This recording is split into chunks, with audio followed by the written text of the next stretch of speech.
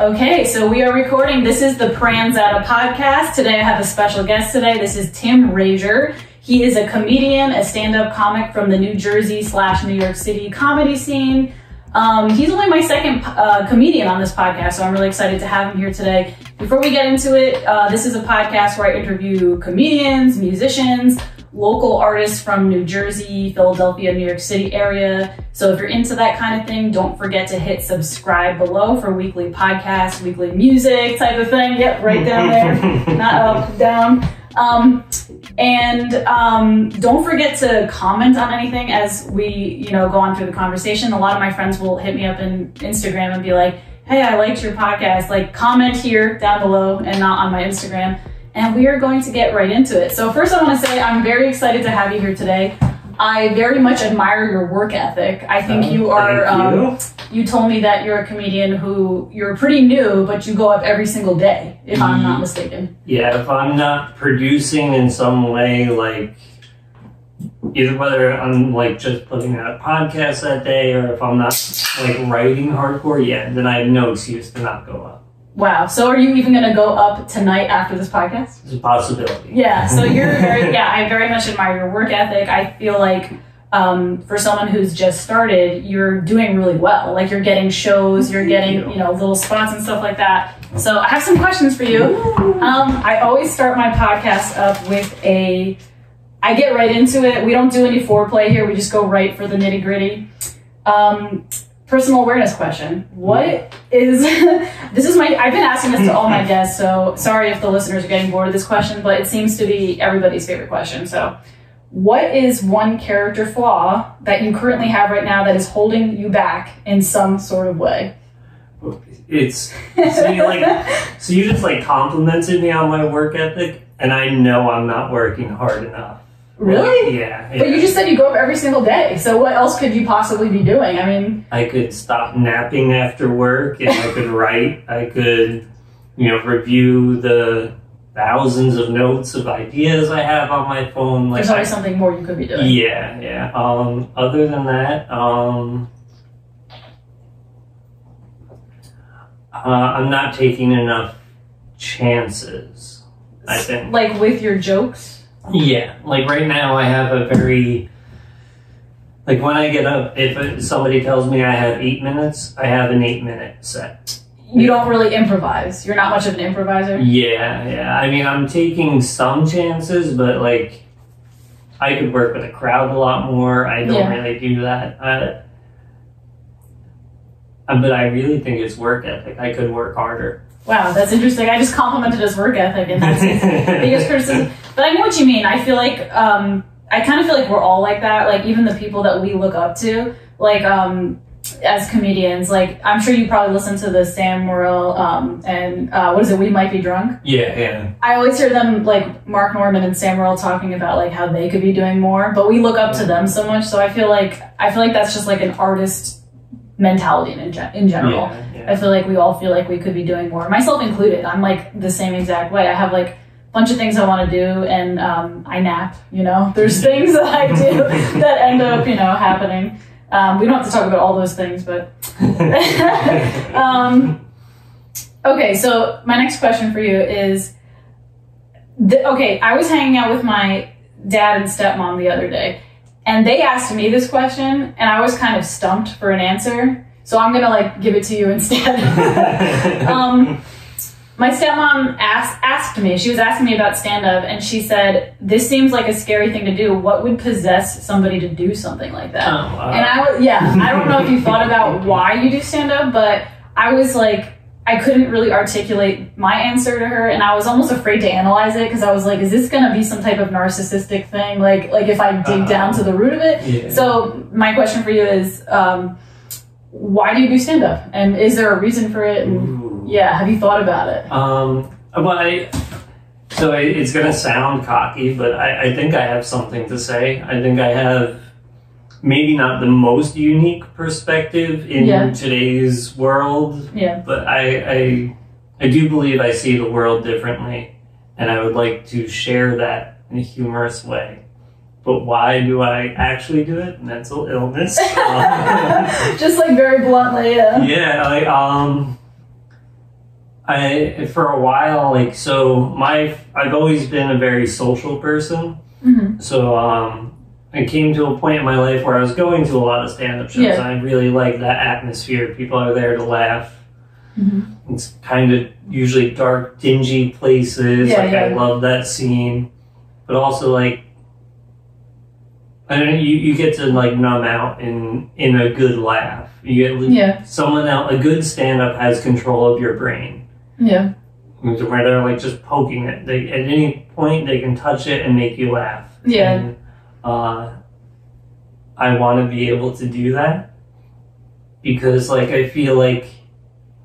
So in my social, my clique got kind of broken up. There was like an incident, and then all of a sudden we didn't hang out. Now you mean your clique within the stand-up community, or like friends outside of the stand? This is like before I started comedy, and then all of a sudden I just had this free time. And I was like, what am I gonna do? So I was reading Gary Goldman tips. Find it online. Every comedian should read it once a week. It was just like, go to an open mic. I was going to see Dave Attell that night, and there was an open mic in Union. So you might as well go check it out. I went there. There were 6 people. Kyle, Colorado was actually one of those people. And I saw them go up, and then the host was like, anyone else? And I was like, well, I guess I should. Why not? And after the initial scare, what keeps me going back is the desire to get more of a laugh. So it's kind of like a drug for you. Oh, I'm addicted. It's an addiction. 100%. Yeah. I guess the same, like, I couldn't, like I said, when my stepmom asked me the question, no one had ever asked me it before, so I was kind of, like, stumped for an answer, and I had to, like, think about the question later, and I was like, why do I feel so stumped to answer this? Like, and the only thing I can come up at first was, like, the same thing. It's, like, addictive. Like, it's just, like, there's something about, like, the scene and the people and the just being, I don't even know how to explain it, but it's just, like, feels like an addiction, you know? I 100%, I'm convinced I'm addicted to getting behind a microphone. Oh, yeah? Yeah, because, like, if... Well...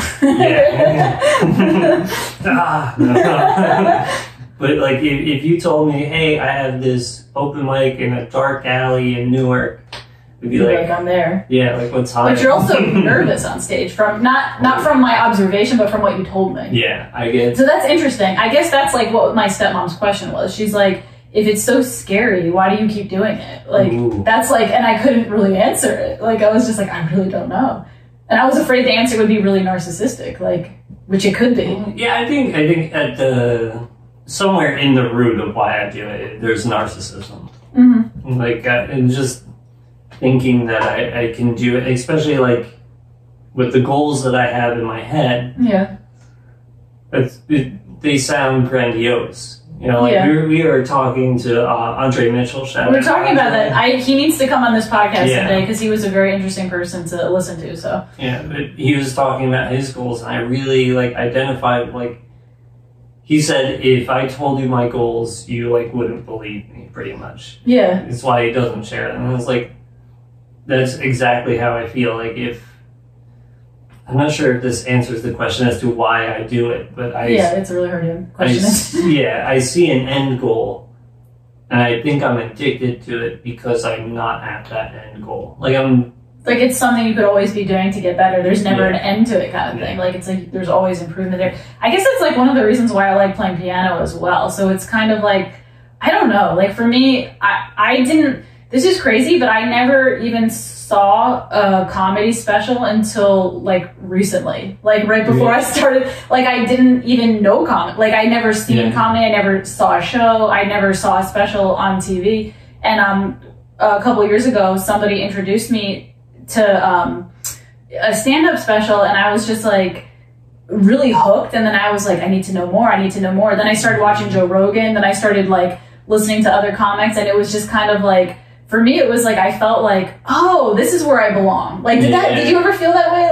Like you felt, like, comfortable in the scene? Like, I don't know. For me, I always felt like even in the music scene, I always felt like I didn't, like I'm very musical. Like I have confidence in my musical abilities, but I never felt like I fit in with the culture or something like that. And then I was just like, I don't belong anywhere. And then like the first time I went to an open mic, I was like, oh yeah, these are my people. Like these, they're like all, you know, depressed and decrepit and and honestly, just trying to do anything to get a laugh, like whether it's in the open mic or outside the open mic. Yeah. Like that's how I felt like throughout my life. Like I've always tried to make my mom laugh. So are you like in conversations with people trying to make them laugh? Oh yeah, like I'm looking for callbacks. Like I'm excited. Like why talk if we're not gonna laugh? Like if it's a serious conversation, I can do that for maybe 5 minutes. So like you're developing this skill even when you're not on stage. You're like, how can I make this person laugh? Like, you like go to the Dunkin' Donuts and you're like, how can I make the clerk laugh? Like, and like I'm never really conscious of that, but it's just where my brain goes. Like I think there's 2 reasons. My mom is a very easy laugh, and my dad almost never laughs. That makes so much sense. It's kind of like, you know, you can get that love and validation from mom, but you can't get it from dad. So it's like you're trying, maybe you're like subconsciously trying to get it from dad in the world. The first time he came out to a show and I got him to laugh, I like couldn't believe it. Like my dad was dying, and like I'd never seen him react like that. What joke did he laugh at? Well, you don't have to tell the joke. I know that's. I have a whole bit about how he has become my drug dealer. I think I saw that on YouTube or something. I think I've seen that. And like he loves that one. Because it's about him. I've added on to it. So he hasn't seen the most recent. I don't know if he'd like it, but even other comedians, like trying to think who was on that show. Like Josh and Aaron, he was dying watching them. When I did a show with Bob Levy, I thought my dad was gonna fall out of the chair. He was laughing, and like Bob Levy was making fun of him, and I was like, never seen my dad like take criticism well, let alone like. Wow, so it was good for him. Interesting. I don't know if I'd be brave enough to let my parents watch me do stand-up with some of the material. I don't know if it's because I'm a female. Sorry, Dad and my stepmom, if you're listening to this. You'll eventually come to a show, but don't be nervous if you hear me talking about some explicit things that you may not want to hear your daughter talking about. It happens. I mean, 90% of my set is about my dick or a dick. It may not be mine, but I'm talking about a dick. It might be a lot better to hear your son talking about their own dick versus someone's daughter talking about other dicks. Like, you know, I feel like there's just like a stigma there or something. Okay, that was good. I'm glad we got into that question. And there's still, I feel like that there could be like a master thesis on that question. Like a psychiatrist can analyze us, and there's more. So answer in the comment section below if there's any comedians watching this right now, or even if you're not a comic and you're just kind of like analyzing the situation, what would possess somebody to go on stage and do something like that, in your opinion? So I'm kind of curious to know what you people think. Okay, my next question for you. So you started comedy during the pandemic? That's my question. A little bit before. I started December, it's either 13th or 18th, right before the pandemic. And were you a comedy fan your whole life, or did you start becoming into comedy later in life? Like, why suddenly now? Oh, good question. Because you're 35, and you were 33 when you started? I was 30, yeah. Wow, it's been, 2019, I was 33. 34? I don't know. Yeah. Do the math in the comments. I think he was 33, but he doesn't even know. But why at 33 suddenly? Why? So, like, part of me honestly thinks it's like I had a concussion.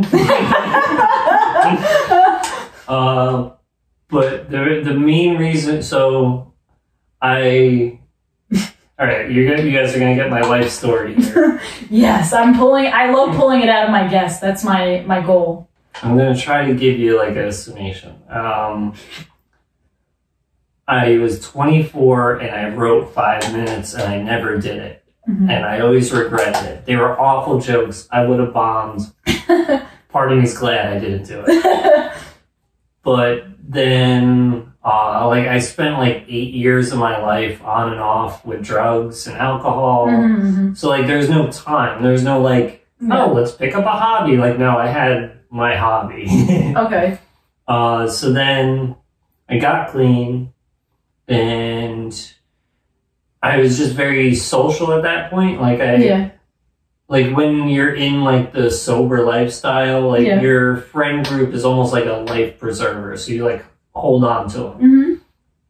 When I was, like, comfortable enough being clean and my friend group had disassembled, and, like, I play hockey a lot, too. But that, like, my hips are starting to go. And I was like, I need to find a hobby. But throughout my life, like, I remember watching Seinfeld, Carlin, I remember, but more recently through podcasts like Joe Rogan and Whiskey Ginger, like, you get to know comedians, and then I started watching Kill Tony. That's so funny that we brought it up, Yeah, and after that I was like, just write a minute and go and do it. And then I became, like, obsessed with writing, and I didn't actually think I would do it. But then Gary Goldman's tips, go find it on Dead Rant. Let's explain to them who Gary Goldman is, in case they don't know. Prolific comedian, obsessive, just an expert level comedian. So he wrote a book, is what you're saying? No, they're all tweets. Oh, but Dead Rant compiled them. He tweeted, like, it might have been, like, every week for, like, 3 years, or like once a day for a year or something. But it's all just little tips, like writer's block. Why don't you break your life into 5-year chunks and then find a summary that will... it's like really good writing tips and stuff like that. Yeah, like start with one word that you think is funny and try to add it to your punchline. One of the tips was, if you're thinking about doing this, just go to an open mic with no plans to go up. Just and see what happens, kind of thing. And then I went up that night, and then I went back the next week, and then I hit 2 mics that week. Did you get any laughs your first time? Yeah. Oh, wow. They were chuckles. They were like the building blocks. So that's the phase I'm at. I'm at the chuckle phase, where it's like, I know something's there. I got to figure out how to get it to the howling phase, you know? How to hide it from them before they see it. Yeah. And so then once I found this, I was like upset. I called my buddy, Brian Harima, who doesn't do comedy. I always tell him he should. He told me, he's like, if you want to do this, don't wait, just do it. And I called him immediately after, and I was like, I did it. Thank you so much. Like, I was almost like, should I even go see Dave Attell now? I was like so high on energy. I was like, how am I going to sit through that? I saw Dave Attell, he crushed that. I was like, me and him, same thing. That's really awesome that, like, because you said you struggle with addiction. It's almost like, now this addiction has a home to live in. Oh, yeah. You know what I mean? Me and one of my other guests were talking about this. I had a guest on here. She's actually an OnlyFans gal. She has like an OnlyFans account. And she used to have an eating disorder. And she was like starving herself. She weighed like less than 100 pounds. And she was able to recover through weightlifting, because like she was still able to have that like obsessive gene, that obsessive nature, but she was able to get stronger instead of skinnier. So she was like, oh, wait, instead of just like withering away to nothing, I can just eat a bunch of food and like get really strong. So, it's like really cool. I think that, and we were talking about the same thing. I don't think the addictive gene disappears. I think it just goes into a different thing. It finds a direction. Yeah, I'm the same way. I'm like, luckily I never got like heavily into drugs or anything, but I do have an addictive personality. Like if I have a coffee, I'm going to have 10 coffees. If I have a cigarette, I'm going to chain smoke like 10 cigarettes in a row. But I'm very like black and white. Like I can chain smoke 10 cigarettes and then throw the pack away and never smoke again for a month. Like I'm very weird like that. So I agree with you on the sense that like this is something that it is like good for the addictive mentality, because it's like there's always something to do. There's always something to obsess over. There's always ways to improve. Like it's, you know, you can never be at rest, you know? Yeah. And like the thing that I enjoy about it most is, so the more art of all forms that I take in, the better I get at comedy. Like sometimes, like when I'm going over my set, I'll play guitar and sing my set to help me remember it. Oh wow, that's pretty awesome. Yeah, and like even like I'll write funny songs and then see if I can turn it into a joke. Like I got one of my stupid jokes about porn. I was just singing in a southern accent and like with this drawl, and like it's just like this joke just wrote itself. Like it's 3 lines, but like it wouldn't have happened if I wasn't playing guitar, singing in a southern drawl, because the words sounded so interesting to me that I kept going with it. So when those type of things happen, dude, do they just sort of come to you in like a inspirational, just it came out of nowhere? Like, does that happen to you? That happens to me too. Like I've actually written some comedy songs. I haven't tried them out yet. I'm like kind of afraid to, but I might one of these days. But I can never plan them. Like they just happen. Yeah. It's like, what the fuck was that? Where did that come from? Yeah. Like, you know? That's why, like, I can get mad at myself for not writing, like, when I get home and taking the time and setting it apart. But when I set aside time, I usually don't get anything. Yeah. They usually just, like, come, you know? Yeah. But usually what I find it does is when I sit down and write, I just write garbage. I write everything that comes to my mind, and that clears the pipeline. Oh, okay. I see what you're saying, because it's kind of like, it gets the bullshit out. Yeah. That makes a lot of sense. I always hear Joe Rogan, like, if you're a Joe Rogan fan, like, I'm sure you know what I'm talking about. He always talks about, like, how he's a believer and you should sit down and write even if you have nothing. I don't know if you've heard him say that before, but that does get me thinking, because I'm the same way. Like, I could be a procrastinator. I could be a little lazy. Like, even these questions, I wrote them up like 20 minutes before you came here. But at the same time, I was like thinking about them in my head all day. That's how I am. Like, I plan something in my head and then I like get it together last minute. Yeah. I'm very much of like a procrastinator. Yeah, which I think that actually I think sometimes helps in comedy too, because sometimes I have a half-formed idea and I take it to the stage, and then whatever I expect to get a laugh doesn't get a laugh. So then immediately your brain goes into, how can I get words out quickly and efficiently to make people laugh instantly? Mm-hmm. So sometimes you could have this big setup and like a long punchline, but when you realize people don't laugh, your brain will cut bullshit immediately. Oh, wow. It's in fight or flight. Yeah. Like that's, being on stage and having nothing is terrifying. And that's usually where I find your brain will do the work for you. I have noticed that about like doing stand-up is like, you can lose the audience's attention if you wait too long to get to the punchline. Mm-hmm. Like, so sometimes I'll write out something, like I'll write out a joke and I'm like, this like paragraph that I wrote could literally be 1 sentence. Yeah. Like, it's insane, like how much bullshit. And the amount of work that you actually have to do to get 5 minutes, like it's almost like you have to write like hours of work just to get a good 5 minutes. Yeah. You know what I mean? I have this long 4-page essay on what my job used to be.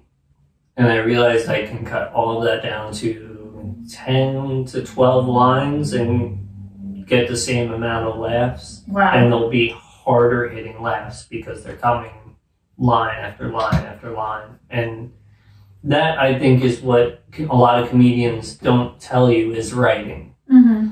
Like editing and cutting things down and finding efficient ways to get a laugh after every line. Yeah. That's where the masters are. Mm-hmm. I mean, but then there's also two different schools of thought. There's either laughs per minute, like you were talking about that the other night, or there's the, I'm going to draw you in, I'm going to control your brain, and then I'm going to punch your brain, and you're going to get hard. Yeah, it's almost like they don't see it coming kind of thing. Yeah. Like it's almost like, gather around, children, to this fairy tale, like I'm about to tell you, and you just don't see the punchline coming kind of thing. And I feel like that takes a lot of trust on the audience's side of things. They need to trust that you're going somewhere, And you need to usually earn that trust with a good laugh per minute. I feel like Louis C.K. does that. I feel like Louis C.K. is kind of a master of like just hitting you with something you didn't expect type of thing. He's awesome at that. Yeah. Let's see what else I have on here.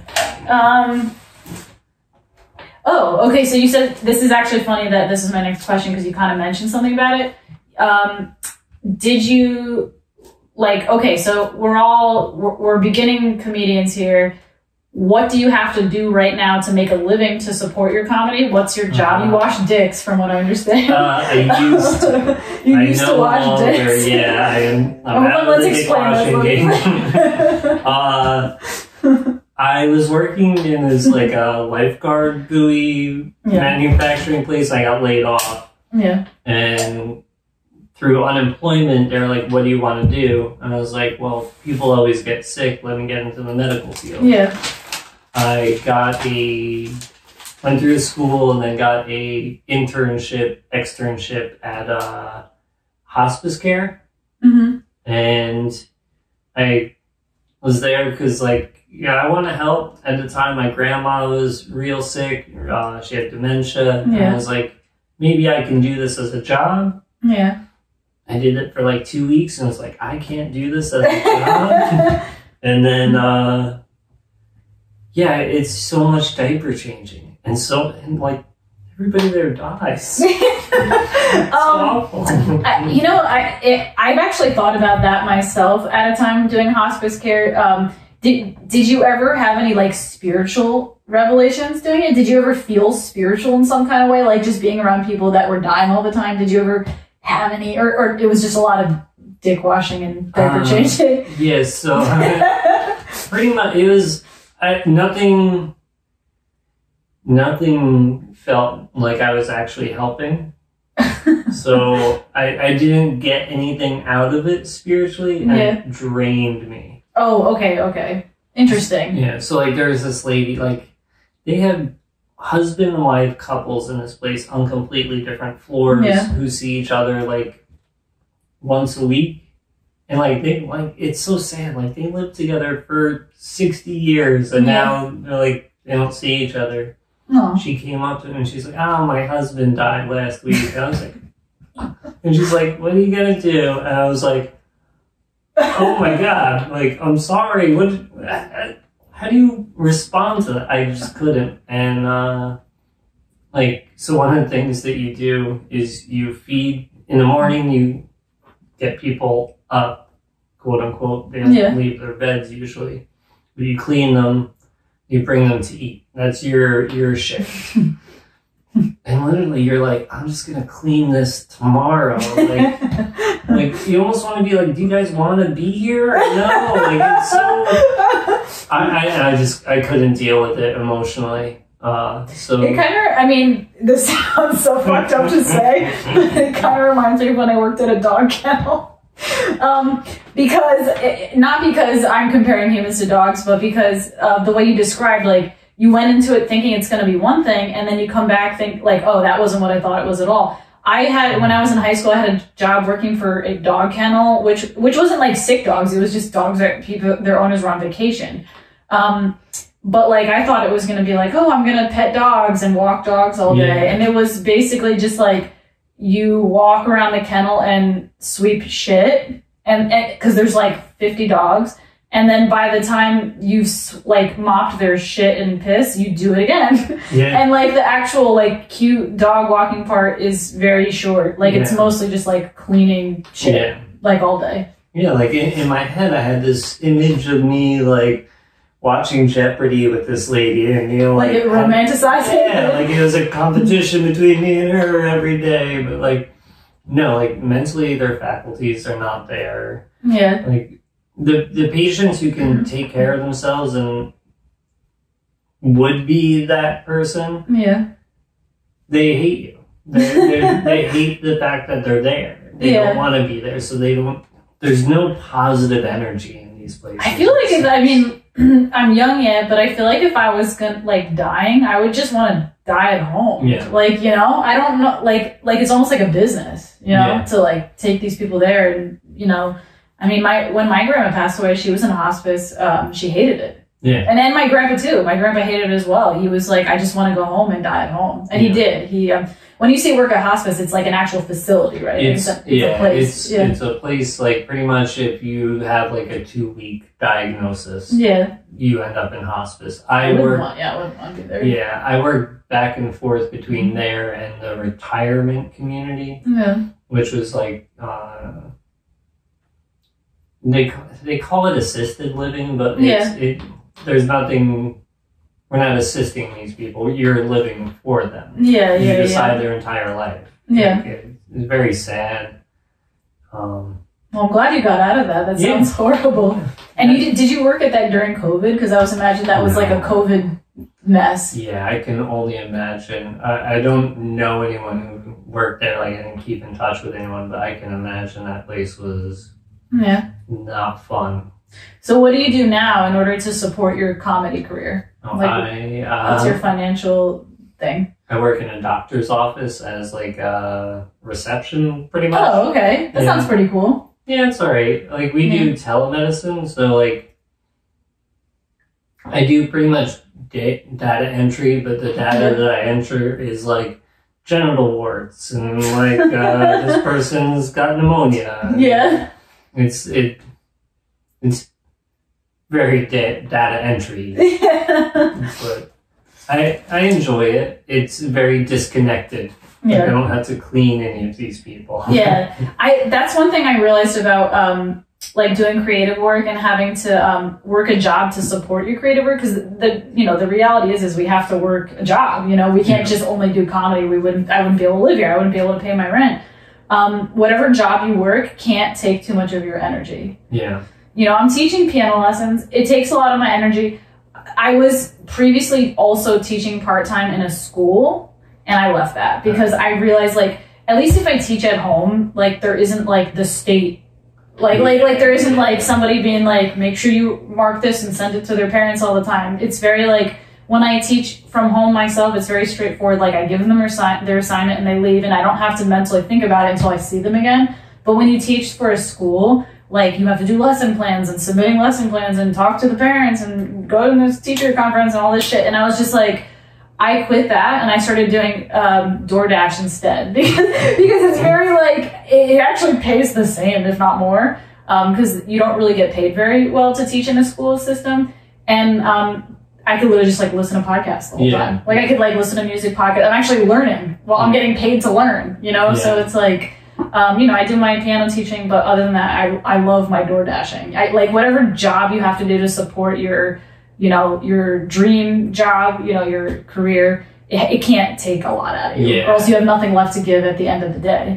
Yeah, which like even where I'm at now, like I like at least once a week, I'm like, I'm gonna quit and I'm gonna DoorDash but my mom would kill me because she works in insurance and she's like, it's a nightmare if you get in an accident. Oh, the DoorDash? Yeah. I mean, I will say this, it is good money, but there are some things, if you ever do it, one, you have to pay your own taxes, like they don't take that out of your paycheck. So if you might be thinking like, I'm rich, and then you spend all the money and then you don't have money for the taxes, so that's one problem. And then the other problem is like, you put a lot of miles on your car. So I do it part-time. I wouldn't do it full-time because of all the miles. It wouldn't add up. But I think like part-time, it's awesome. Yeah. And it's the thing, like I've done the math of like renting a car too. And like at that point then, where I'm at now, I don't spend that much energy to get to work. And like I work 5 minutes from my house. So like I'm not going to get better than that. So and it sounds like you can leave by 5 or 6, so you have the evenings off. How do you sleep though? Like, do you sleep? Because you do the comedy scene, which is like a very late scene. And then my brain doesn't shut off because I'm still on until. So I usually go to sleep around 2 in the morning. And what time do you have to get up to go to work? Like 8. Oh. Yeah, so I'm like 6 hours of sleep. I mean, I guess it could be worse. It's not that bad. Well, that's where the weekends come. Like, I wake up at 12. You like kind of catch up on the weekends. Which, like, they say that doesn't make sense. It's not real, but you gotta do what I gotta do, right? Yeah, I guess I feel fortunate in the sense that because I teach piano lessons, the kids are in school during the day, so they don't come to me till like 2 or 3 o'clock. and then they don't stay up late. So like, I'll teach piano lessons from like 2 to 7. So then like right after 7, I'll go do an open mic. So it's literally perfect because like I can sleep in and then, you know, I don't have to get up early. And if I want to do my door dashing, I can do it like an hour or 2 before teaching, or like if there's a late open mic, like let's say there's an open mic at 9, like I can just do a quick hour here with the door dashing, you know? So it works out for me in that case. But I give you credit for, that's why I admire your hustle, because like, you're criticizing yourself like you could be doing more, but it's like you barely even sleep and you're still going out there and doing it, you know? So you gotta give yourself that credit. Yeah, but it's also like selfish too. Like if I wanted to sleep more, like I could make sure that I'm first on the list, go up, do my stuff, say good night. Oh, true. You're like there for like the social. Yeah, that makes sense. So like, I mean,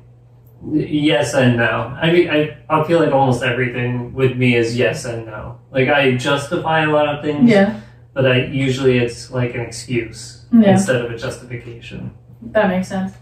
So sorry if I'm being rude and I keep looking this way, it's because I'm like constantly paranoid that there's like a tech issue. I need to hire a tech person. I'm like, the camera's still on, the audio is still rolling. So that's why if you like see me glancing here, it's because I'm like paranoid about that. Because I've had situations where like I was in the middle of a podcast and the video just like shuts off or the audio shuts off, and I'm just like multitasking. My next question for you: do you ever find yourself mimicking the mannerisms of some of your favorite comedians? And if so, who? Like, do you ever find yourself like, I think we were even talking about this the other day a little bit. I do Norman all the time. Do you really? Yeah. I hate, like, I consciously, so when my name gets called to go up, my first instinct to do is that. I have to like, all right, don't do that. Keep your arms down. You are not marked. I can't listen to Tuesday with Stories and then do a set. Stories. I can't. I'll be like, you fat queef. Like, immediately. Me and my friend Robbie, he actually is a huge Tuesday. He's a bigger. We argue who's like the bigger Tuesday, and he like came in with like these Tuesdays with Story shirts and everything. I'm like, all right, I guess you win. He's like part of the Patreon and everything. And I'm like, damn it. So he wins, but he like, we always like talk on the phone, and like he does the same stuff with me. Like he'll, like the way they talk is just so funny, and like Mark's mannerisms, like they'll be doing like lists, like they'll just be like, yeah, I had a good day, went to the store, you know, got myself a coffee, fucked my mom in the asshole. Like they'll just like throw that stuff in there. And I love like Mark Norman's like little interjections. Like he'll always like say sure, like in places that makes no sense, like whatever. Like I do that constantly. Sometimes jokes come to me in people's mannerisms, and then I have to take it out. And then if I'm lucky, I can rework it how I would say it. Yeah. But I think I'm even a character of myself on stage, though. So, okay, that makes a lot of sense. That makes it easier for me to get out of people. When I have a set way that I'm saying things. See, like even sometimes when I do my faces, I'm like, oh, that's too Norman. You can't. Does it really? I don't know if I paid close enough attention to his faces. I would have to see what like you were talking about. Oh yeah, that's a Norman. Okay, that is definitely a Mark Norman. Oh yeah. I feel like if I was one of the two, I would be more of the Joe List, because I'm more like neurotic and like nervous, and he always talks about how he's like on time for everything. I'm the same way. Like I'm like I have to be on time. I like prepare for things too early. So not that I mimic him, but I feel like if I were to mimic someone, I'd probably mimic more him. Yeah. And I just try to, even like Nate Bargatze, he's got like a very flow to him that like I can't watch him, because then like I start tagging jokes as if because he'll like do a sentence and like continue the sentence. But you know what? At the end of the day, like I think that's a normal process of becoming an artist. It's exactly the same way for singers. Like, what's the quote? There's no such thing as a genius without copying. I'm probably saying like the quote completely wrong, but it's like something along the lines of like every genius starts by mimicking others, and that's how you learn how to find yourself and create your own thing. Like singing style, like I'm always copying Amy Winehouse, even if I don't realize it, because I listen to so much Amy Winehouse, and I find myself like vocally doing like melodies the way she would do it type of thing. And like sometimes like people will call me out on it and be like, can you just sound like yourself? And I'm like, I don't even realize I'm doing it because I listen to her so much that it's just like part of my blood now, you know? It's like the same thing. So I'm sure it's probably like a normal part of the process. Yeah, I mean, like they say like for a while, like even I think Nate has said this about himself, where he was doing a tell for like the longest time. Like, you know, I see people do Hedberg. He's another one. Like, I'm not a one-liner guy, so I can kind of escape that. But like, I used to have a joke where I mentioned athlete's feet. Yeah. And I realized, like, I would say the athlete's feet the same way that he was saying it. And I was like, all right, I gotta take that word out of it. Like, because I can't, then that's a trigger for me to fall into it. And one of my questions for you is, it's actually the next question, and have you ever had a parallel joke that you thought of and you thought it was original, and then you later found out that a famous or professional comedian already uses it? Did that ever happen to you? That like you thought it was yours. You're like, I got a good one, and then you would like watch a special and you're like, God damn it, fuck. Okay, so it wasn't a famous or professional comedian, but an open micer or something? An open micer had it or something? Yeah, this guy I follow from like Michigan or something. It's like I literally like I was convinced for like a week he stole this joke. But then like I thought about it and I realized like it's not an original joke. It was here, I'm gonna do his joke on this podcast. It was about thumbs up or thumbs down, and it's like thumbs up. I know it was thumbs down or the middle finger. So it was like when people do the middle finger, they're like, I'm mad at you. But when they give the thumbs down, it's like, I'm disappointed in you. Like, I was like, oh, this is genius. And then someone already thought of it? Yeah, and then like I heard it on, he like posted his Zoom comedy set, and I was like, son of a bitch, how did he hear me do this from Michigan? Like, I'd done it once, like. I thought, I had a parallel joke one time with Chris Rock, which I was like happy about. I was like, oh, I thought of something that he thought of, but I probably said it like way different than him, but it was like the same concept. Do you know that joke he does where it's like, when a guy hits on a girl at the bar and he's like, do you want a drink? It's like, he might as well just say, you want my dick or something like that. Like, do you know what I'm talking about? I don't. Like, how about some dick? Like he just like cuts out the bullshit, like cuts out the middleman. I was like, oh, that would be a great joke. And then I saw Chris Rock did a whole bit on it. I was like, God damn it. And I think that happens in comedy. I think that, like, ideas are just out there and you have to get to it because somebody else will if you don't, you know? Well, it's the thing too, like when you're looking at how can I compare this to that? Yeah. Like a good comparison would be the one that's the closest. Yeah. So like obviously people are gonna find the same comparison. Yeah. So like I think it's a compliment when you have like a parallel joke. Yeah. But like I think that's very common though. Yeah.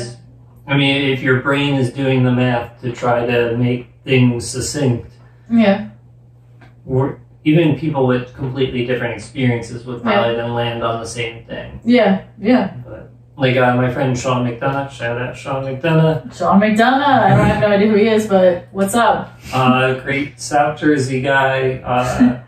He said he wrote a joke and then he saw Tosh.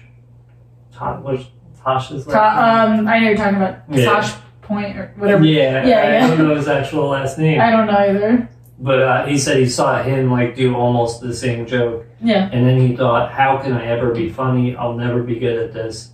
And he gave up for a while. Your friend? Yeah. Gave up? Instead of realizing, hey, I wrote almost the same joke as like looking at it as a good thing. Yeah. That's how I looked at it when I thought of the Chris Rock joke. I'm like, oh, maybe I do have something because like I thought of something that someone's making money off of, so I gotta keep like going at it. Yeah. But it also made me realize like you gotta get out there and fucking do it, because if you don't, someone else will. Yeah. You know? Yeah. And there's the race to be the first. That's why like I try to stay away from topical things, because you look at Twitter.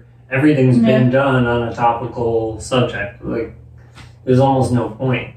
So you don't do any like pandering type of things. You're not really into like current events, or not your thing. Like, do you ever touch on like the current events that are going on, like race in America and stuff like that, and the pandemic, and So, well, I do the pandemic because I feel like you almost have. It's like we lived through it. Like we had no life. Like but especially like I do a lot of hosting, so it unifies the crowd in that. It's like okay, we all have this in common. Yeah. And like. So if you can get everybody to laugh at something, all of a sudden they're all connected. They're all comfortable with each other. Yeah. And comfortable with you. So like that's it.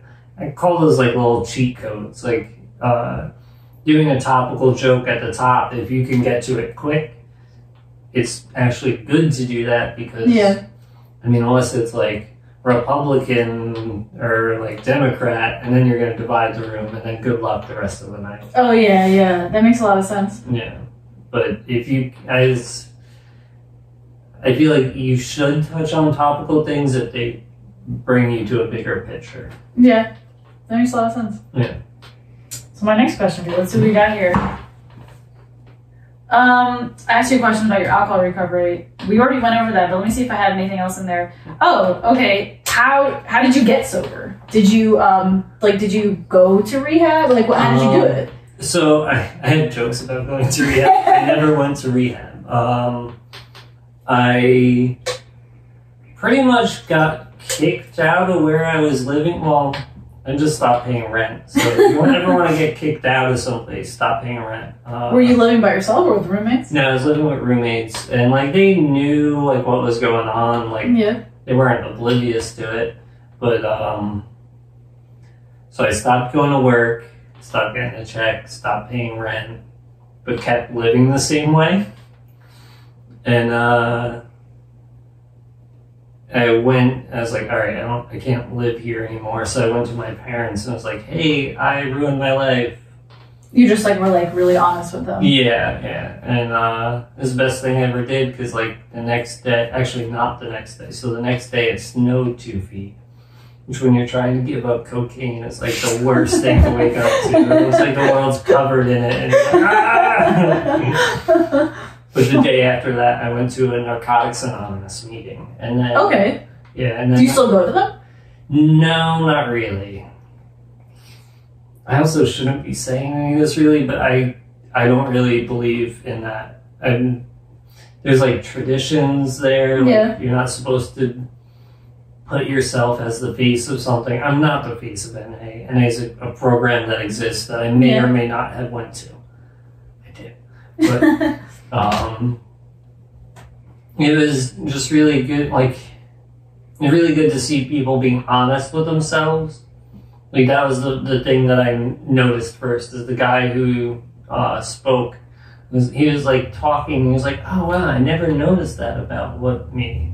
And I was like, this guy's, like, 45 and learning about himself? I was like, oh, that's rad. It wasn't even the fact that he had been clean for 20 years that mattered to me. I was like, oh, there's something more going on here. Yeah. And, started going. I haven't touched alcohol or cocaine since. That was 8 years ago. My next question for you about that is, how do you do the stand-up comedy scene without being tempted? Because it's pretty much all alcohol and cocaine in the stand-up comedy scene. So how do you do it? Like, I see you drinking Coca-Colas. Like, it's a little Coke in there, I guess. Yeah.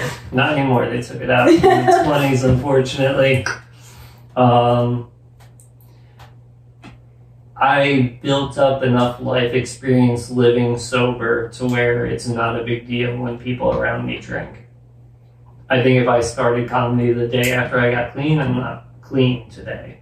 Mm-hmm. I mean, I'm also not exactly clean anyway, but that's why I'm not the face of NA. Do what works for you. It's about being as good as you can be and not ruining your life.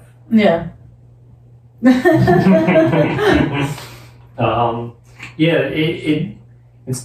That's not going to take me to my goal. Like that's going to really hurt me. That's going to really hurt a lot of people who were there for me when I was, I'm going to get emotional on here, but when I was like down and Like, I was probably like a month away from dying. Oh, wow. I mean,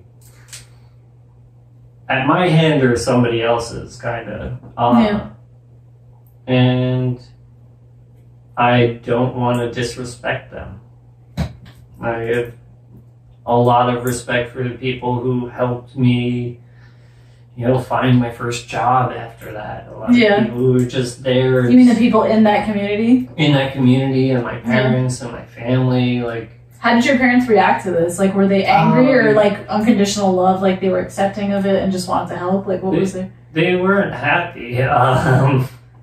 Did you have like a rough upbringing? No, I had like. I had a really good upbringing. Honestly, like I tried to diagnose like what brought, like, I'm selfish. I like feeling good all the time. That's a way you can control how. So like, I don't like the lows, so I'd rather be high. You said mental illness was in your family, or you struggle with mental illness? Did you ever have like a diagnosis of any kind, or just in general you struggle?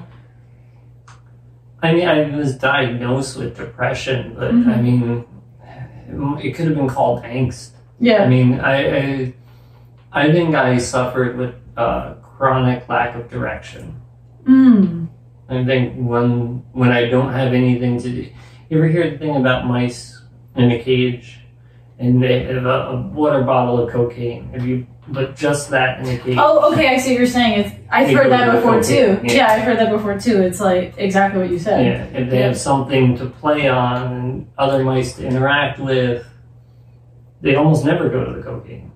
What do you think caused like that lack of direction? Because you said you had a decent upbringing, so how? I feel like I pull out the weirdest stuff out of my guests. No, this is good. I made him cry. I feel terrible, but I didn't actually cry. Almost. Oh yeah. He's gonna cry now. So, I think it was expecting the world to provide for me. Like growing up, for some reason, I always thought like you just like turned 25 and you took the train into the city and you're like, oh, well, this is my desk. Like, you would just automatically end up there. Like, things would take care of themselves. Yeah. And I didn't believe in putting any effort behind it because, like, I thought life had an inevitability to it. And I constantly confused that inevitability with either being negative or positive. So when nothing happened, I didn't like that. So I instead of trying to make something happen, I saw like, oh, I can just try to control how I feel instead of pushing direction. Do you have any spiritual beliefs? Like, are you atheist? Are you nihilist? For some reason, I attract nihilistic audience. Like, in the comments section, they'll be like, I'm a nihilist. Like, so are you a nihilist too? Because I've had like 3 or 4 people tell me they're nihilist, but it sounds like you're not, because it sounds like you used to be, and you've now been applying yourself. You know what I mean? I'm not sure I know what nihilism is. Nihilism is kind of like, I don't even know if I know what it is either, but all my listeners say they're a nihilist. So please correct me in the comment section if I'm fucking this up, because I'm not sure if I'm going to say it correctly. But from my understanding, a nihilist is somebody who inevitably believes that they totally reject like religious structure, and they believe that nothing matters. But because nothing matters, you have the power to make it matter. Does that make sense? Yeah. It's kind of like really nothing matters, but because of that, you have the power to like define your own life. Yeah. Life doesn't define itself. Yeah, I feel like that's too convenient. I don't know what I really think. I know that my actions have an outcome, so I try to not look too far past that.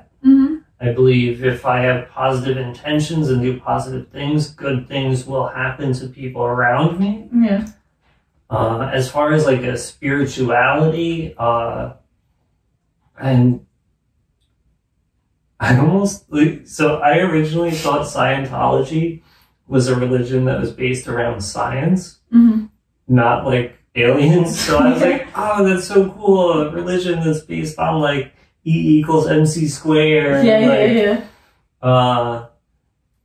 So I always said that like my religion is nature. More like, does it matter that we're here? Maybe, maybe not. But in a way it does, because we are born from a collection of atoms. Mm-hmm. We assemble and we create this awesome thing. It's like the cast of a play. Mm-hmm.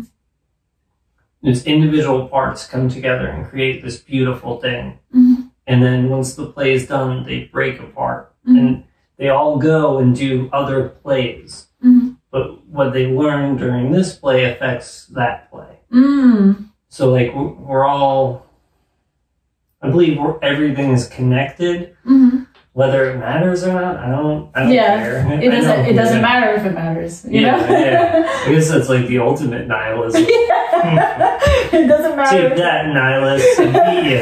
Interesting. See, I thought I attract nihilistic guests, but not guests. You know what I mean? Audience. I always thought I was a nihilist, but now I'm not so sure. But I don't know. This is a heavy discussion. So let me know what you guys think in the comment section below. You guys still nihilists after hearing this conversation? They say they're positive nihilists. They're like, we're positive nihilists. Yeah. Like, we believe nothing matters, but it's important. I don't know. Yeah, I mean, that doesn't work for me. If it works for you, God's or nihilism, I don't know. I guess I'm definitely not a nihilist now that I think about it, because I believe in God, I think, but I don't, I always say this on my podcast, so sorry for the people who've heard it a million times, but, I believe in God, but not in a religious way. I'm not religious, and I don't even know what God is. It's just a word that I could use to put a label on it. I'm just like, God, I just believe that there is something helping me. I just feel that way. You know? Yeah, I believe in good. Yeah. I don't believe in, I believe the worst things happen to good people. And I do believe that, it's not because they can handle it.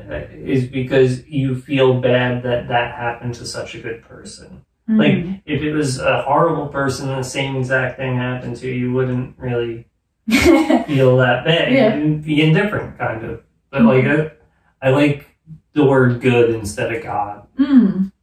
I don't know. It's just, that's also very convenient to do, but, spirituality is tricky because, once you get into, I believe this, then you're limiting yourself. Mm-hmm. I don't ever really want to be limited. I love certain things about religion. I believe religion is a beautiful story that gives you, uncompromising principles that we should all strive to. Mm-hmm. But it also does a lot of bad things. People take that then to the extreme. I don't know, once you have a rigid set of rules, you either stick with them or you break them. Mm-hmm. I think rigid set of rules don't work for me. Mm-hmm. Cool. Yeah. Yeah. I think that answers that. Yeah. I feel like that's a question without an answer, or a complicated answer. This is our dramatic change of subject, going from religion, totally different, or maybe it's not any different. Tell me about the worst time you ever bombed on stage. Ooh. Big shift. I've never, no. I'm glad you're not someone who would actually say that, because I hate people that don't admit their flaws. Yeah. You know what I mean? Ooh, I have to try to see, because I bombed a lot when I first started, but I was completely in denial. So I want to do a more recent one. All right. I went to Pennsylvania with Sean McDonough. We were both booked on a roast battle and then a show. And I didn't put the effort in, or the respect into roasting Ned Arnold. He's an amazing roaster. Destroyed me. I felt so bad after that. I like couldn't even think of my set when I was up there in front of like people that I respect from Pennsylvania, and like I was like the third white guy who's skinny and looks like me in a row, and I just started like digging into offensive stuff, and I literally walked 3 people who had just walked in, and on the car ride home, I was like, wow, Sean's never gonna respect me. This is like awful. That probably wasn't the worst bomb because I did get a couple laughs, but that one felt the worst. You felt it. Yeah, because I wasn't prepared. That was one of the worst ones. And this was like an open mic or a show? It was a show. Okay. Yeah. And that's gotta sting worse than an open mic. Because an open mic, it's like you're working at your shit, but when it's a show, that's gotta sting. Yeah. I'm trying to think of an open mic. I've bombed at so many open mics. I feel like there's so many reasons to bomb at an open mic, though. Like, not that I'm making excuses for us, but like, there could be factors into play. Like sometimes literally all the people in the audience are other comics that are like stoned, like out of their minds, or just socializing and not paying attention sort of thing. So I think it's like sometimes that stuff like that happens too. Yeah. I usually chicken out of a bomb though. If I'm trying something and I realize it's not working, I won't. I've learned now to like stick with it, go all the way to the end, because maybe they're not laughing at your setup jokes, but maybe the main joke will get a laugh. But like usually, like if I sense something isn't going well, I'm like, you just say, okay, I'm Tim, I gotta go. Dig into the, make the eye patch joke. Do this, and so like it's a chicken way to do it. And I do feel bad sometimes doing it, but it's almost like you were saying before about you lack the risk taking sometimes. Like that would be a moment to take a risk.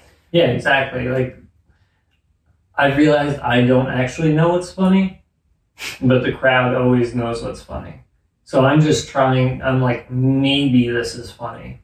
Yeah. I've learned how to sell it as I'm telling you this is funny, but I'm always asking if this is funny.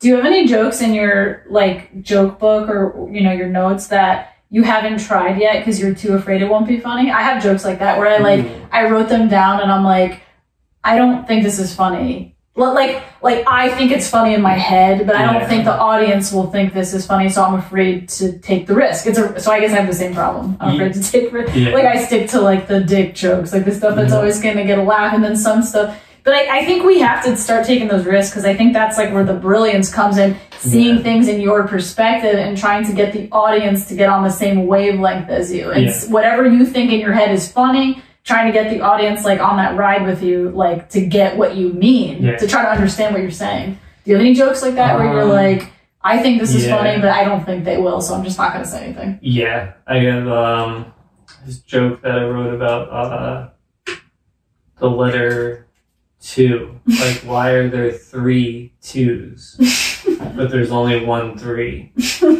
There's 2 1s, but like, which one do we use? And like 4, well, how many 4s are there? There's 2 4s, and then it's like a very, it's almost like a nursery rhyme. I can't remember exactly. I think what's funny about the joke is because like, or the premise of it is that like it's so neurotic that it's funny just seeing you go through your process in your head of thinking about this. That's what I think is funny about it. It's just like who the hell would think of this? Like, so but then again, that's what I'm talking about. Like, I have some jokes like that too, where I'm like, this sounds crazy in my head. I would never dare share this with anybody. And I know those are probably the things I should be trying to work out, Yeah. And like, there's jokes that I've written that don't paint me in the best light. So I don't do those, mostly because I'm not at the point where I can make you think or I can allow you time to think I'm a villain, but still have you laugh at me. I'm not there. So I just don't do them because maybe one day. Yeah. But like I say, like some vaguely offensive things, I can get away with them at open mics, not at shows. Though. So like I don't. I know that I don't have that finesse yet. So like I'm not gonna bother. I'm not gonna say something that might alienate one of my fellow comics. So I just don't. I have one more question for you, but it's a complicated question. What do you think you need to do with your comedy and your work to get to like the next level? Because I feel like there's different levels to comedy. Like we all start as an open micer. I feel like that's level 1. And then I feel like the next level is being like, okay, you're the best open micer that you're getting shows. I feel like you're already at that level. I feel like you've already passed like the basic open mic phase. Like I'm basic open mic. I've never had a show. I'm just all open mics. You're like at the next level where it's like, okay, you're still an open micer, but you're starting to get shows. I think the level after, I don't know what the levels are, but I feel like the level after that must be like, you start to get like maybe a little more money and like paid gigs for like maybe starting to open for main acts and stuff like that. Like for more professional comedians and stuff like that. How do you get to that level? What do you think you have to do? Or do you not know? Or like, what's the... I have to, I think I need to tone down some of my material. I need to write a joke that's not about a dick. I think I need to learn how to tag. Like what's a tag? So like, so you get a laugh, and then the next sentence is building on that laugh. Oh. So like a lot of people, like if you're doing like comparison jokes, like this is just like that. So like let's say, I'm trying to think. We have a joke about like, this is something I'm working on. You know, like when you go out drinking and you like drink like so much tequila, you're like, I can't even stand the smell of tequila. Yeah. Like, have you ever been the tequila? Or your friends are like, me and tequila are not on speaking terms. Like, if I even smell tequila, and then like, if you like build and roll that laugh, I need to learn how to do that. Because that's like the people that I'm looking up to right now, all their jokes build. It's like thematic almost in a way. It's like in the big picture, they all kind of blend into like a bigger picture. Yeah. There's crescendo. So like a lot of it, you'll get the first laugh and then they say something quick and then second, like I need to learn how to do that. Like, I think that's learning how to world build. I think I need to get better at that. And, I just need to work more. I don't know. Like, I see a lot of comics put a lot in, and usually that leads to more success. Yeah. So like I think it's correlation based. I've also seen people come, first time I see them, they're hilarious, and then like usually people who are naturals you don't see as often, and you also don't see them get as much stuff because I don't think they enjoy it as much. Oh, okay. I see what you're saying. It's like someone who's just naturally really good at this. It's not like there's no incentive really to work because they don't have anything to work towards because they're already good. Is that what you're saying? Yeah. I feel like I did this show with this guy who was funny, tagged his jokes well. He was a smaller audience. He did very well with them. We were leaving. I was going to an open mic, and he was going home, and he was complaining that we had to wait an extra hour while the promoter tried to gather an audience for us. He's like, oh, you can't believe this, you know? Like, I love comedy, but not that much. I'm like, well, sorry, because I would be here till 5 o'clock in the morning if I had to. Do it, yeah. I can kind of understand that because, like, I feel like I'm more of a natural at music, and I love music, don't get me wrong, but I'm somehow more intrigued by comedy, something I have way more work to do. Like, it would be so much smarter if I just made my career as a musician. Like, it would be so much smarter. But because I feel comfortable on the piano, and don't get me wrong, I'm not there is more I could do on the piano. I'm not saying like I'm so amazing at the piano. I'm just saying like I'm comfortable on it, and I feel like I suck at comedy right now. So like that excites me. Yeah. So it's kind of like exactly what you're saying, you know? Yeah. And like that's not to say I don't see people who are completely natural and then they work hard, but they work. Like I feel like if you don't work at this, you don't Nothing get happens. anything. So it's kind of like work trumps talent, or like combination. Yeah, combination. Like, yeah. I mean, you probably won't have to work as hard if you're amazingly talented, but you're not going to learn how to command a stage then. Because nobody's born with, and you can have all the charisma in the world. Yeah. But if you don't learn how to handle a rough crowd, like the show we were at where the crowd was split by this middle table and we watched comedian after comedian try to figure out how I can get the people who want to listen. We should probably tell the listeners about that. Yeah. So he performed a show in this area the other night. By this area, I'm not going to tell you guys where I live, but it's like Central Jersey. He performed in Central Jersey, and the chain of events that night were pretty interesting. Let's just say, I don't even know where to begin, but like, first of all, like you were saying, the setup was bad because there were like some rows set up where people were interested in comedy, but then there was like these parties like to the side. They're like, I don't know what they were celebrating, but like I think if I remember correctly, I think one of their dads died. Oh. I hate to laugh at that, but it's alright, not ideal for comedy. But they were right in the middle of the crowd. Yeah. So you had people on both sides who wanted to pay attention, but a table in the middle that was creating more noise.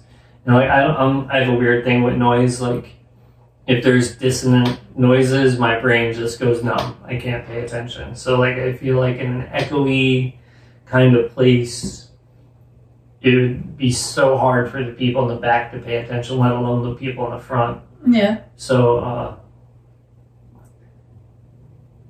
we had to on the fly figure out how we can get the people in the middle of the problem table to pay attention. Yeah. Or at least seem interested. Like whether you get them to laugh or not doesn't matter, but if they can turn to you and shut up. So they're just basically, there was this really rowdy table and they're trying to get them to shut up. And at some point, what happened to one of the ladies, she took it. Out. Some lady, we thought she died, but she didn't die. So we're not laughing about it. But this lady just like face planted. She fell off her bar stool. All I saw her being dragged towards the door. I did not know what happened, what was consumed to make it happen. The cops came and she woke up finally, and it turned out that she ate an edible gummy bear, but she ate too much of it or something. Yeah, which, I mean, God bless her. I gotta find out who her dealer is, because, it's the worst situation is there's online you can find Andrew Schultz had to deal with somebody having a seizure in the middle of one of the sessions. God. Yeah. Wow. And like he recovered kinda.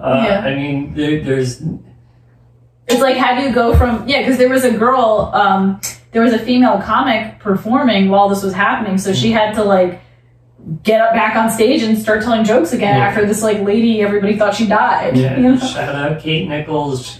She did great with it, but I mean, like after that, the show was just there was no getting that middle to focus back. Yeah, and then after that, there was this one guy who was just like pissed off about comedians being there in general. He was just like, go to a comedy club, and there was like a fight almost broke out. It was just like a crazy show. Meanwhile, we are performing the things that I had worked on for an entire year endlessly for free for you. Yeah. Maybe be like, oh hey, will let me pay attention, or hey, let go me to a different bar. Yeah. But that's comedy at the level that we're at, but like that's an opportunity. So like, yeah, I learned a lot from. I didn't perform that day, but I learned a lot just from watching the performance, because it was like a rude awakening. Like, hey, if you want to do this, this is the reality of what you're gonna have to go through in order to get to the next level. Like, you're gonna have to go through, like, you know, big ladies passing out from gummy bears, like, and you know, rowdy people in bar fights. Like, it's wild. You know? I think I do more comedy for people who don't know that there's going to be comedy happening. But that's just, like, nobody, unless you're my mom, my dad, or my sisters, you're not coming out to see me. Yeah. Like, I have to make you want to pay attention to me. That's an opportunity to learn how to do that. Like, I started off right away by going at them, calling them the troublemakers. Yeah. Trying to, like, so that they know, like, hey, you guys are aware that you're disrupting this. And then, like, I tried to build a bond and then include them in my setups. Yeah. And it worked, but wasn't the most efficient because it didn't hold them. I don't think anything would have held them. But, I mean, Andre Mitchell got them to pay attention and say he was funny. Actually, the guy who was ready to, like, throw down punches actually ended up laughing at Andre Mitchell's joke. So shout out to Andre Mitchell for possessing the energy to be able to sway that guy to laughing. That was really impressive. But then again, that's the experience of 6 years of going up versus a year and a half of going up. Like, I mean, you could directly see that comedians who had more time in it had more success. Yeah. I think Franco just got frustrated that he had to work that hard to keep them. Yeah. And just was over it. I think he also said something that may have been offensive. So I don't blame him for snapping. But, I mean, we're going to be in the least ideal situations. So that's not the first time you've had a crazy situation like that? No, yeah. Elazar got threatened to be stabbed at RTB. Oh my god. Yeah. Why? Because the lady was way too drunk to be out in public, is the real answer. But he mentioned Newark, and she was from Newark. He didn't even say anything about Newark. He was like, oh, I was born in Newark. And she was like, don't talk about Newark. And it's like, threatened to get a knife. And got kicked out, but also went and got the knife. Holy shit. Like, locked the doors, and then she's really representing Newark well. Yeah. I mean, Newark is hard. Like, I'm not gonna fuck with Newark. But, going up after that, like, it's like, all right, I gotta build on this. I can't not acknowledge it. Luckily, the show is in my hometown, and so I was able to riff, like, I forget even what I said, but, like, South End boy, that's us. So, I think everything's an opportunity right now. Like, in the moment, opportunity to riff off of, like, the situation, you know? Yeah. And that's also where I can get better, is I can interact with the crowd more and include them when it's appropriate. Because that's how you build a unique experience. Yesterday I did an open mic in Jersey City, and one of the guys on stage, like, there was like a motorcycle. The bar door was open, so like anything that was happening outside, you could hear it really clearly inside the bar.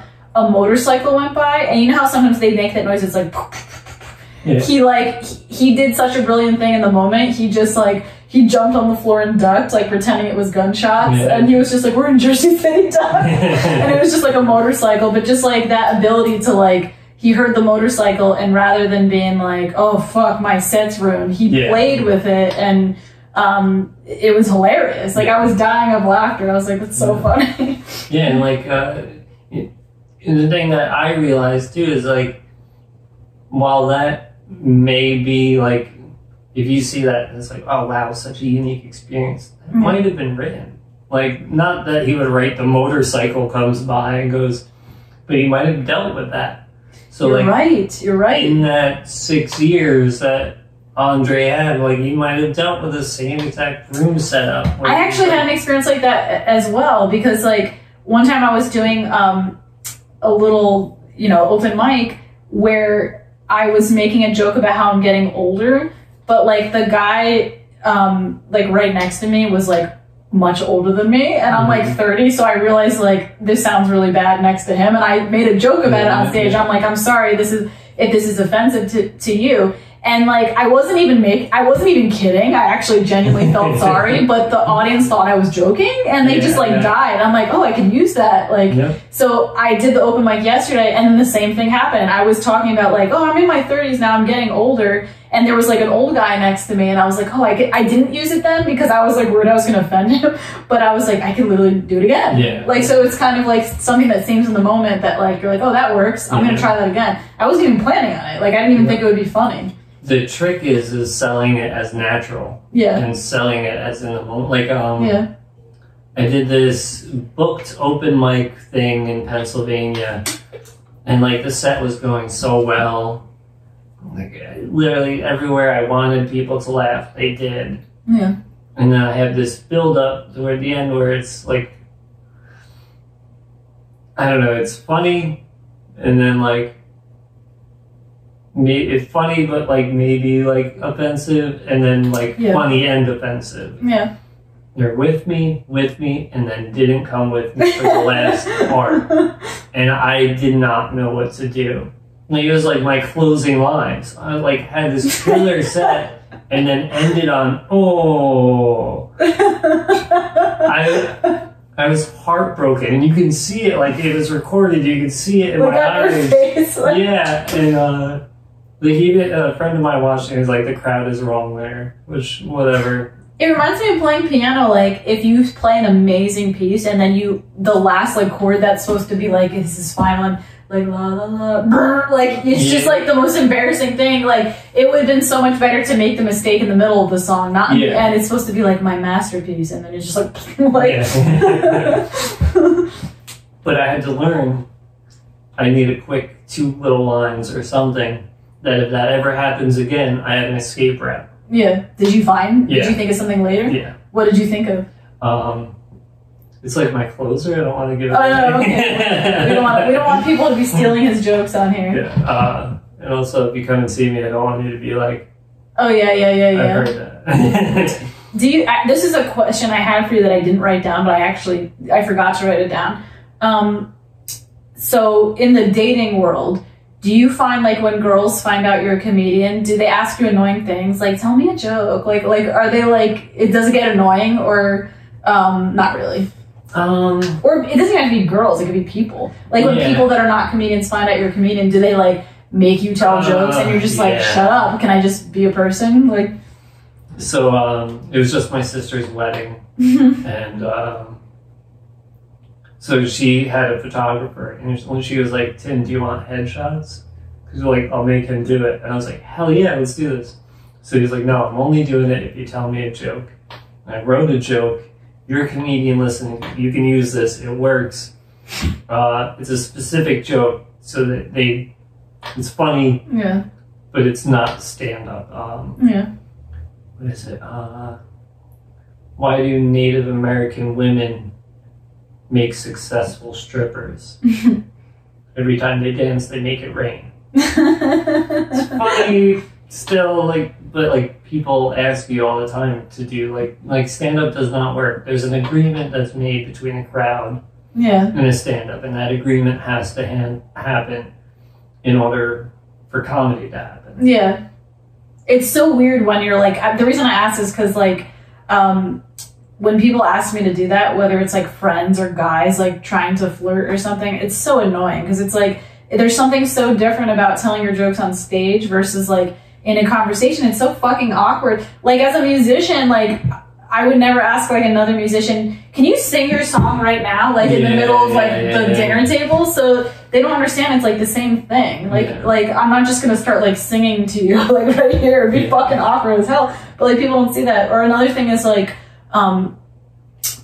when men that aren't comedians find out that I you know, I started doing stand-up comedy, they'll be like, oh, I have a joke for you. And like, if you're gonna come at me like, I'm not the funny, like I have a lot of work to do before I become very funny, but I do know what funny is, and I listen to funny people constantly. So if you're gonna fucking try to give me a pickup line with a joke, it better be fucking good, because I listen to Bill Burr while I'm sleeping. Like,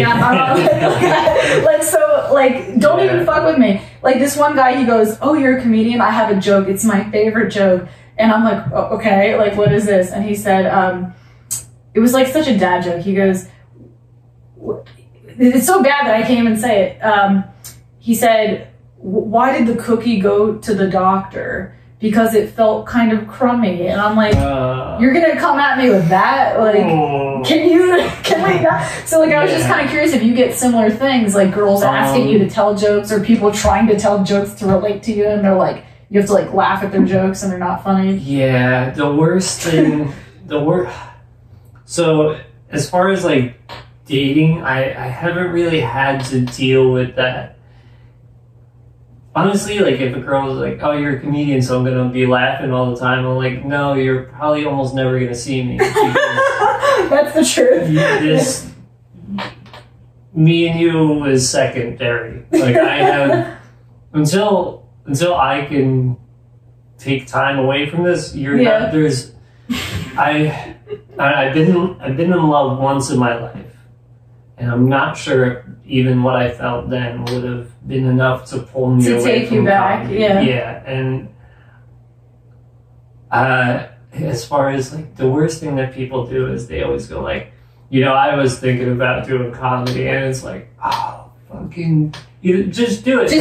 Just do it. Or kill yourself. One of the two. Like, please, don't tell me about how you have all these wonderful ideas, and then turns out, no, you're just vaguely racist. A piece of shit. Yeah. That's funny that you mentioned that about like, I think as an artist, it doesn't have to be just a comedian, but because it's the same thing for musicians as well.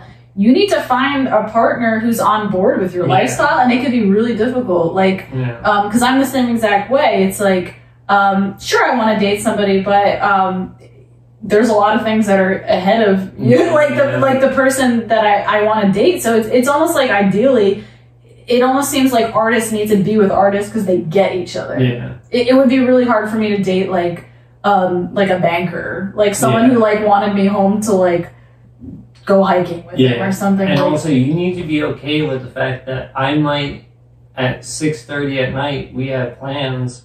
Yeah. And no, like, I need to go to a mic. Like, that's the thing. Like, I can't explain. Yeah. Because, like, I'm, like, vaguely... I'm, like, socially autistic. I don't know how... I guess compulsive is actually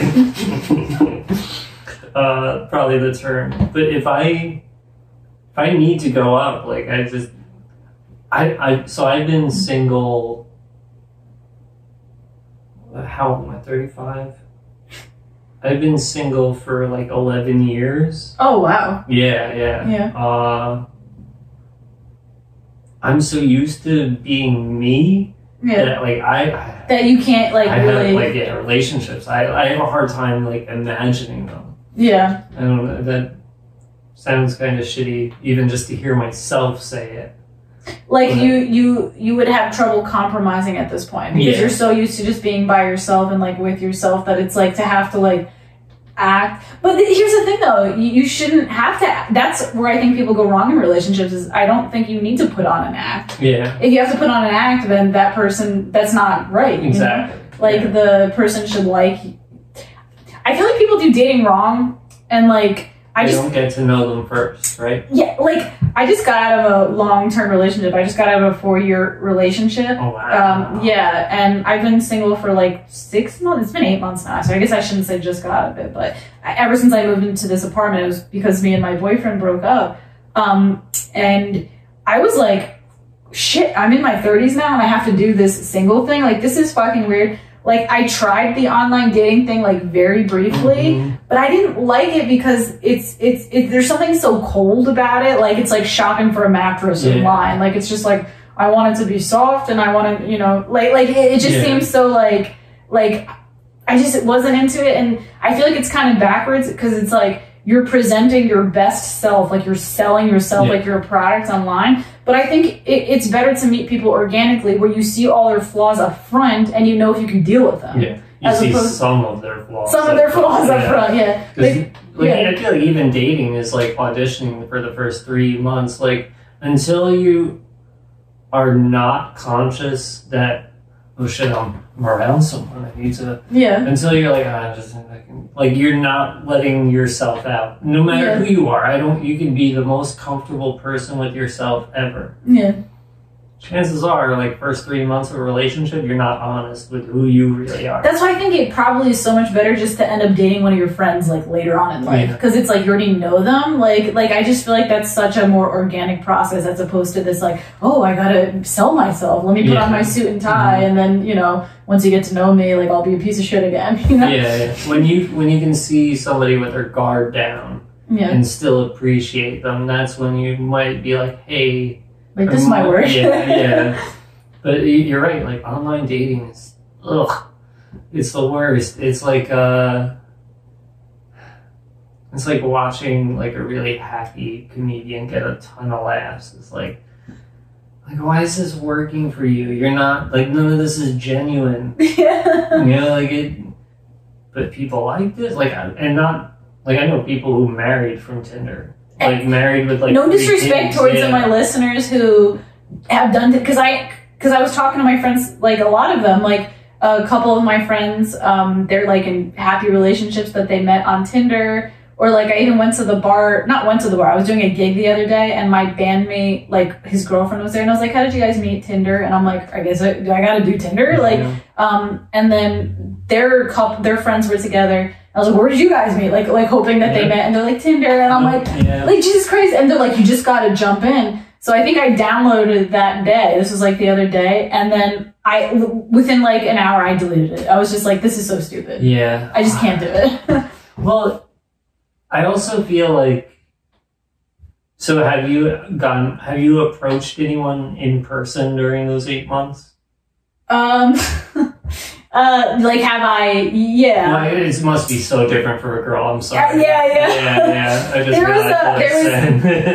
there was a situation, but that ended. I guess, like, there was like a fling, I guess you could say, that I had. And then there's like another really weird situation. So nothing like serious. Yeah. But it's in today's day and age, it's almost more awkward to meet somebody in person than it is. Do you think guys feel like afraid that they're gonna like? Yeah. Like, you don't know what I'm saying. I feel like anytime I've approached somebody that I was interested in, there's no social setting where a woman feels safe 100%. Like that, I'm sure. Maybe there's like. I actually wrote it, like, in one of my notes. I wrote it. I never tried the joke on stage, but that's like one of my jokes is like, I can't tell if I'm getting old, if everybody's gay now, or if, like, everyone's afraid of, like, me tooing me, because I don't get hit on as much as I used to. Because, like, I remember years ago, like I used to work in the restaurant business. Like, they used to, like, molest each other on the job. Yeah. And, like, And now it's very, like, am I just getting old, or are people just, like, terrified to talk to me now? Yeah. Well, both, the combination. Well, but also, like, so it gets... That's good, though, right? Yeah. I mean, not really. Well, to an extent, like, I mean, people shouldn't feel afraid to communicate, but also, like, people are afraid now because most of them are trying to be respectful. Okay. So, like... But there's gotta be a respectful way to just be like, hey, would you like to go out? Like, you know what I mean? Like, what's the deal? Like, it can only be done online? That's crazy. Yeah. Well, I think they don't have the experience of, like... You know, like, I'm not sure if my nieces and nephews will have, like, a 5th grade boyfriend or, like, that won't start online. Yeah. Like Like, I remember being in 5th grade and I bought a rose for $1 and bought it in the note and put my name on it. And it's funny, when I was a teenager, my parents were like always like paranoid, like, we can't let our daughter have sex, we can't let our kids have sex. But I feel like nowadays, if I was a parent, I would be like, my kid's not having any sex. Like, like, you know what I mean? Like, they're just playing video games. Yeah, and so like I think like people are just either too cautious or like, I mean, everything's documented. Like, your mistakes are documented. So like, I think people are hyper aware of any failure that they have in life. And I think they're more scared to take chances, so they just don't. Yeah. Because it's easier to swipe online. Like, if you had a percentage of all the people that you matched with next to your face, I think people would, like, pull back from Tinder. Because, like, I think what makes it scary in person versus in person and online is just the fact that people see you. Like, even if no one's around, that person that you ask, that denial coming from them, like, in a way you're being seen. I don't know. I think I can't.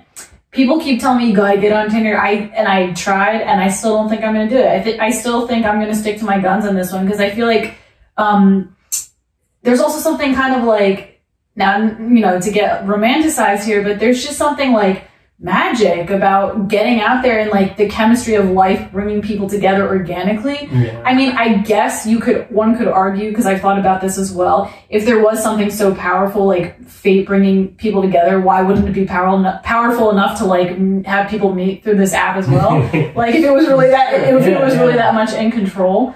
But I don't know, there's just something so special and magic about like people interacting and like meeting and life doing its thing. I don't want to force that process. Like, I don't want to like, okay, like, I'm picking out, you know, I don't know. This is weird. Not knowing if someone likes you is exhilarating. With Tinder, that's gone. Oh yeah, it's just like, do you like me or not? Yeah. It's like, oh, I don't, well, let me, okay, I gotta, maybe if I say something funny enough,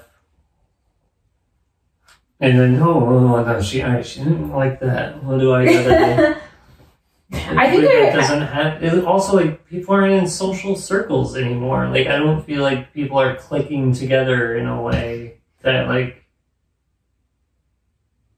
I don't know. Like, I've always dated like friends of my friend, so I feel like, I don't know. COVID ruined how I see the world anyway. So I don't think people do that. Yeah, I think I heard Sam Morril. It was either Sam Morril or Mark Norman say this on the We Might Be Drunk podcast, but I thought that was like pretty cool what he said. He said that the old-fashioned dating, like we were talking about, is important, like, because it forces you to be a better version of yourself. Like, because like you have to like show up in person. Like, you don't just have to take one fancy picture and then like put it online and then be a scumbag every other day. Like, you have to like show up every day like your best dressed and like feel like, you know what I mean? Like, if I want to like be the picture perfect like thing that I'm trying to portray myself on the social media, but I want to be that in real life, then I have to actually work out. I actually have to take care of myself. I actually have to show up as this person instead of pretend to be this person through like social media. You know what I mean? And like, I say all this and I'm far from perfect. But at least I've made all my mistakes in real life. Oh yeah, there you go. Yeah, so you can't take that away from me, Tinder. My mistakes are mine. So what do you guys think? Should I still go on Tinder, or am I on the right track? I don't know. Maybe I'm too old-fashioned. But I don't know. It's fun sometimes. It's like a way to pass time, which is probably not a good thing. It's not a good argument. Okay, I think that's all the questions I have for you today, and we've gone for quite a while. I don't know what time that says, but this has been a good podcast. I'm very happy with this podcast episode. So that is Tim Rager. Let them know where they can stalk you and murder you.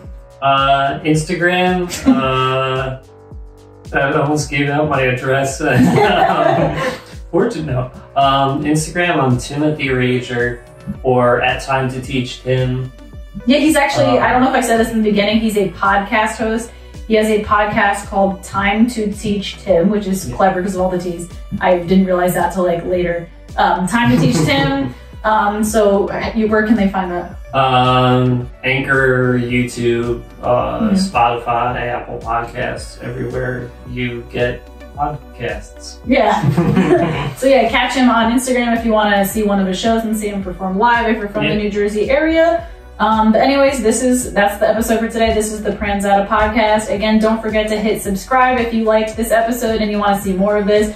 This is only my second comic on here, but I'm, getting out there and I'm going to plan to have more comedians, maybe some of the ones we name dropped. I want to get Andres on here because he was really cool. He had a good, anyways, I got to focus on this. I hope you enjoyed yourself. Hit subscribe, comment on anything. Don't be an asshole, hook it up. And that's it. Have a good day, everybody. Bye.